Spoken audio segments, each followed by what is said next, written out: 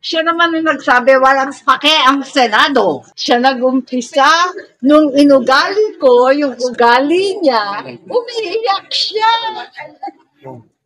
Yun lang. In-response po sa opening statement na kanina. Nakakatawa. Ceasefire daw. Wala daw bastusan. Siya naman yung nagsabi, walang pake ang Senado. Ayan. Siya nag-umpisa, nung inugali ko, yung ugali niya, umiiyak siya. Yun lang.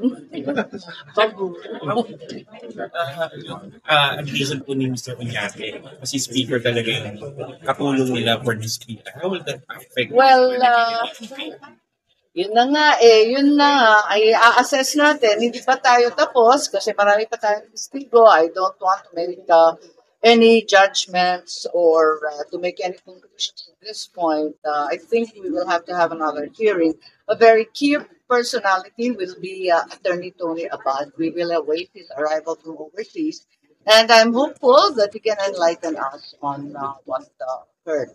In the meantime, we thank the COMELEC for once again asserting that they will not proceed with the acceptance of any more signatures. At least nasabi at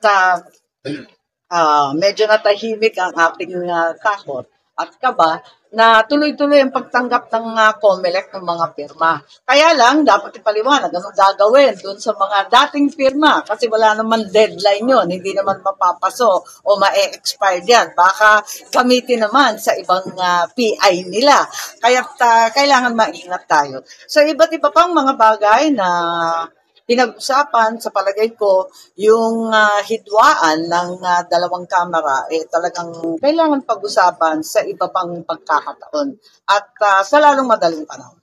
Kung nasa Davao kayo nung nag-speech silang si Pangulong Duterte, anong feeling nyo noon nung binabanatan niya yung kapatid niya? Wala, nakakaloka. Yun lang masasabi ko na nakakaloka. Ang lumapit sa akin ay si Mayor Baste Duterte. Nagsorry. Naintindihan ko naman kasi syempre sobrang emotional siya dahil isipin mo naman ikukulong yung tatay mo at yung ate mo. Talaga namang re-revolution yung damdamin.